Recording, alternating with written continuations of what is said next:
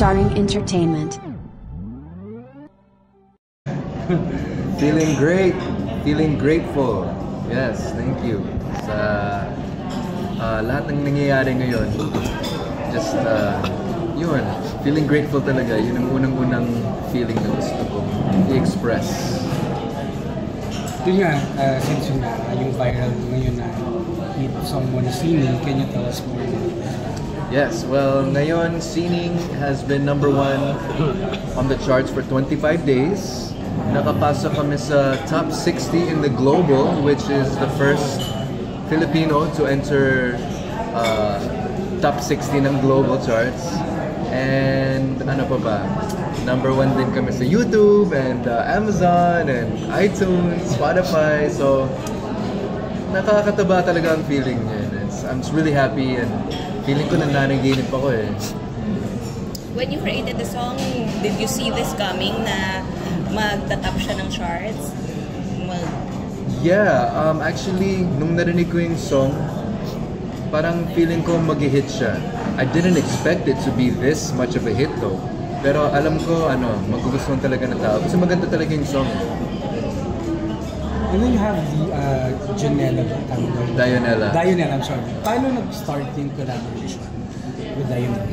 Nag-start yung collaboration kasi sa kwento niya, may parang kasi parang he's been singing my songs ever since he was a kid. 5 years old, kinakanta niya yung Bakit Pa Ba. So, one day parang naisip niya, gusto ko mag-collab with JR. So naghanap siya ng tao nung sinong may connection. Nakahanap siya sa friend niya. Tapos kinontak ako. After that, nagkita kami sa isang RX concert series na si Mika, my wife, was a part of. Tapos, at the same time, si Dionella nandun. Actually, hindi nga ako pupunta dun eh. Galing ako homework, pagod na ako. Pero, for some reason, pumunta ako dun para mag-support lang kay Mika. Pagdating ko doon, nakita ko na si Dionella. Tapos, nagre-rehearse sila. Kumakanta siya. Galing! So, doon parang nasolidify yung namin, yung collaboration. Kasi, after that, nag-uusap na talaga kami in person eh. Sabi ko, shoot, ang galing mo, mag-collab tayo. Super collab. And, at this point, hindi pa ako nagre-research kay Dionella eh. Wala pa akong alam ng mga music niya. Alam ko lang yung narinig ko on the spot eh. Hindi ko alam yung mga numbers nga, nothing. Pero, nung nakita ko yung talent niya, parang na-inspire talaga ako. Gusto ko mag-collab sa artist nito. And it's funny kasi on the way home from the RX concert series, parang yun ko nalaman, pero ang dami nga palang mga streaming na at the time, it was 2.1 million monthly listeners eh. Like sa akin, pa lang eh, it's like only 500,000 lang eh. So parang sabi ko, wow, parang okay yung makakollab. Pero yung nagustuhan ko sa kanya talaga, yung vibe and yung talent niya talaga sa pagsulat ng mga kanta. So yung singing composition or you have a Yeah, yung singing, yung kwento ni Dionella sa akin, he dreamt about it. Parang yung sa Tagalog, napanaginipan ni Dionella yung melody. Pagising niya, talagang ni-record niya kagad. Sinend niya sa akin. Tapos lang yun eh, parang voice note pa lang eh, na nagigitara siya. So, nung narinig ko, sabi ko, wow, ang ganda nito. Sinulat ko na yung mga verse ko. Na-inspire ako sa kanya. So, ginawa ko niya sa akin. Until parang back and forth kami, nasa LA ako nun eh. Tapos nandito siya sa Manila, so nag-i-email lang kami, tawagan lang, anong idea mo dito, idea ko, ganito. Until nabuo yung Sining. Ilang araw ba ito? Mga days lang? 6 months in the making siya. Pero only hanggang mabuo yung fully?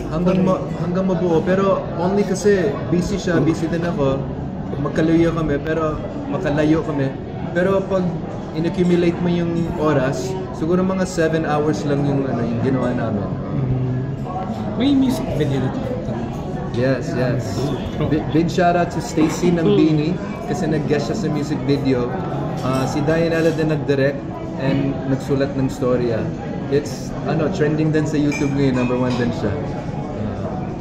So how was it? Kasi parang kami ako pagkakatanda ko kay JR, bakit pa ba? Oo. Yun talaga eh. Pero ngayon nga na may bagong song, how was it? Kumbaga parang more on collaboration na ba yung magiging branding ni JR or babalik ka din pa rin sa kung ano yung nakasimulan mo? Well, ako naman, I always like collaborating with artists talaga eh. Basta ka-vibe ko, basta nakikita ko na mabait din sila at yung drive nila talagang gusto na i-push ng original music tulad ko, nagko-collab talaga ako for sure.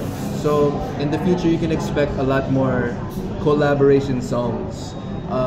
Actually, meron akong palabas ngayon in September with Little Eddie, yung statue na song. I'm like a statue, stuck staring right at you. Gumawa kami ng Taglish version para sa Philippines. Kasi itong statue, it's up to 50 million streams na, and most of the streams galing sa Pilipinas. Eh si Lil Eddie, taga-America yun eh. He's a Puerto Rican from New York. He lives now in LA. And nung napansin niya lahat ng mga streams galing Pilipinas, kinontak niya ako, sabi niya, bro, mag-collab tayo. In English of course, hindi siya marunong mag-Tagalog. Sabi niya, bro, let's do a collab. And naisip ko, gawin natin para sa Pilipino talaga. Parang Taglish na version. Siya kakanta ng English, tapos sa akin, Tagalog. So ginawa namin, natapos na, it's super cool. And para sa Pilipino siya, it's coming out in September. It's really nice. Jer, paano nagkamak dun sa title na sining, tapos English yung lyrics? Ano siya? Di ba Tagalog sining? Yeah. And natural sa akin mag-Taglish talaga eh. Yeah, more Inglesero ako kasi Tagalog. So when we're writing it, parang yun ang the direction, parang naturally yung direction na naging ganun talaga, naging Taglish. Then ano yung parang naging advantage ng mga platform sa digital music noon? Madali ba mag-viral ngayon compared doon? Di ba? Well, actually, nung nag-viral ang Bakit Pa Ba, wala pa ang digital platforms, wala pang Spotify, wala pang even Facebook, wala pa eh. Walang Instagram. So, ngayon, it's a really nice feeling kasi first time ko talaga ma-feel na viral digitally. Dati, mag-viral ka dahil sa mga mall show, dahil sa mga CD, TV. mga CD. Oo, sa mga CD, di ba? Binibili nila. Ngayon, it's a great feeling na ina-accept ako ng Gen Z crowd, ng mga bata, and they're listening to my music now dahil sa kanta nito. And I'm so proud to say, dati 500,000 monthly listeners lang ako. Now, I have 7 million today. Kaka 7 million lang today, kaya I'm very, very proud. There's only 4 of us there. There's me, number 4, 7 million, tapos number 3 si Beanie, number 2 si Dilaw, tapos number 1 si Dionella. Kaya iba yung feeling na maging viral digitally compared to analog dati.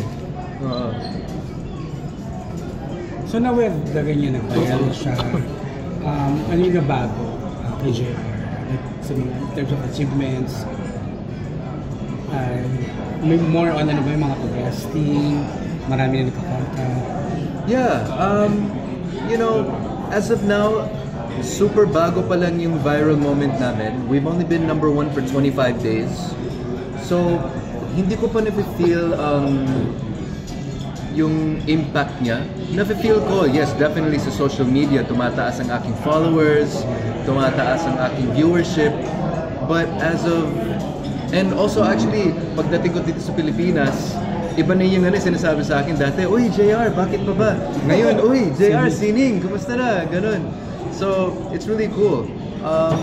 Yung mga guestings and mga shows, tuloy-tuloy pa naman din siya.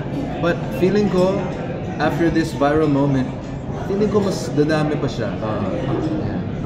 Sa Wish na invite mo or nakapag-perform na po ba kayo sa Wish? Yes, last week nag-Wish na kami. Ang first live performance namin actually yun eh. Nag-rehearse kami sa Cornerstone. Tapos after that, dumiretso na kami sa Wish Bus. And it was our first time singing it together.